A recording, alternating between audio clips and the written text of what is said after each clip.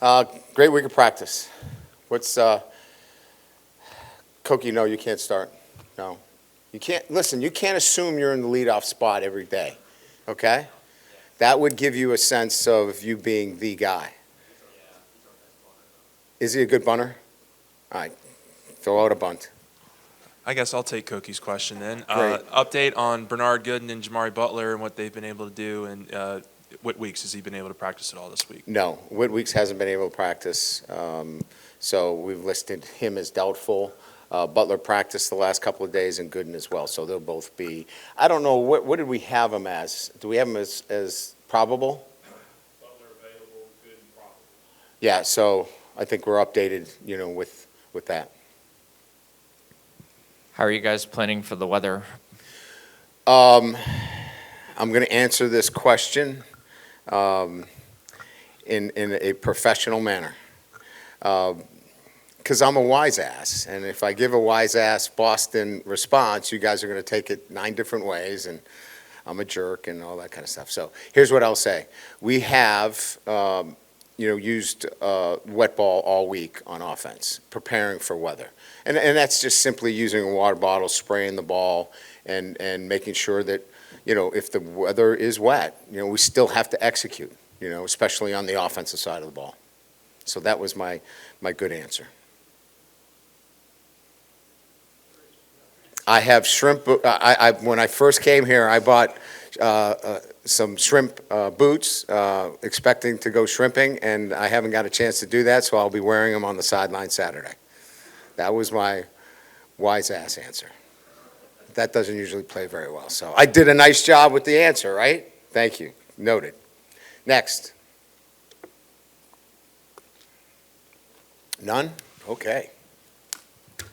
You've coached with Mike Elko before. What do you make of the job he's done in 2 years at A&M up there? Yeah, they're playing well. They're undefeated. And I think I've said this many times.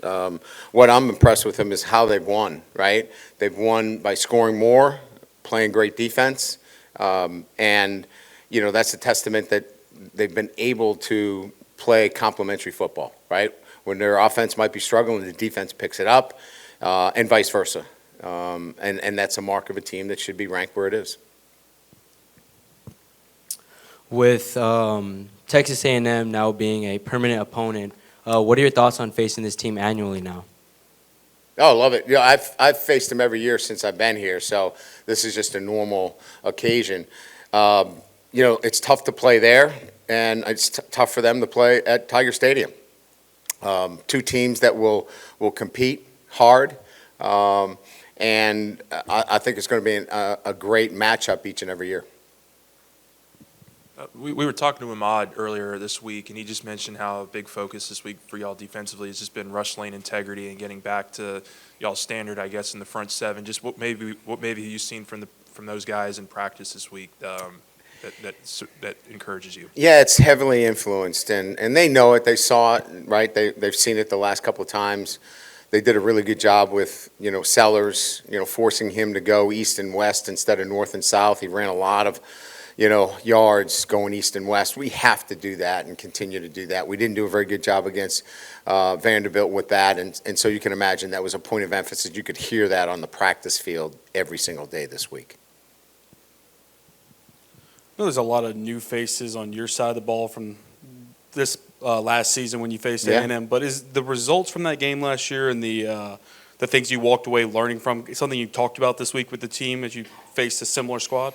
Well, I think there are 2 high points in that game. One, we did a poor job when they transitioned from a pro-style quarterback to a running quarterback. We didn't make the adjustment, right?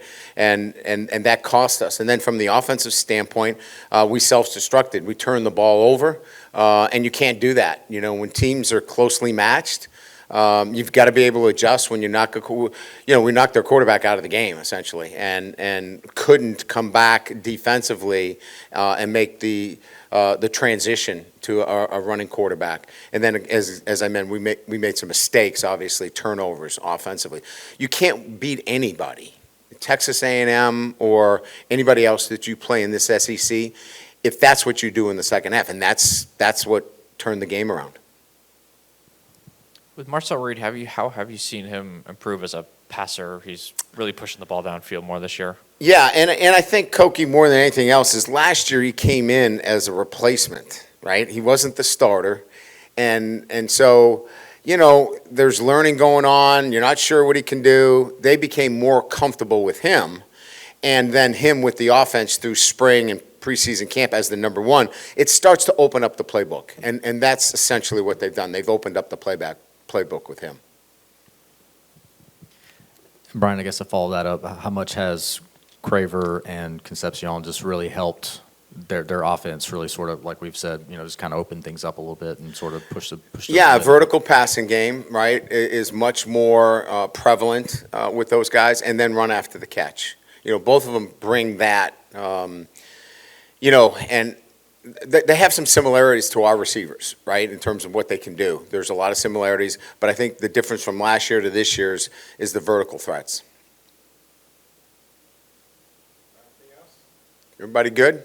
Koki, come on. Last one, Joe. You bunted the first time. I think you took two and hit the right. Let's go for the home run. I wish I had more power. I didn't have a lot of power back in the day. With Owens and their ability to use read in the run game as well, I mean, how much does it just help them having that running quarterback where you have that dual threat with those two Yeah, guys? and again, you're 100% right in terms of what the issues are, but we knew those issues Sunday, right? And we've been planning, you know, for what we have to do defensively. And it starts with you have to stop the run. They have, and we just mentioned, they have guys now that can push the ball down the field. So if you put an 8-man box there, you're going to get one-on-one down the field. So it's a chess match. You know, sometimes you got to show coverage. Sometimes you got to be able to play man on man and whip some blocks up front and win in the run game. You can't always stack it, and you can't always play soft because they're going to be able to run the football. So that's why they're number 3 in the country and scored 40 points in 2 out of the last 3 games, I think. So. Good? All right, thanks, guys.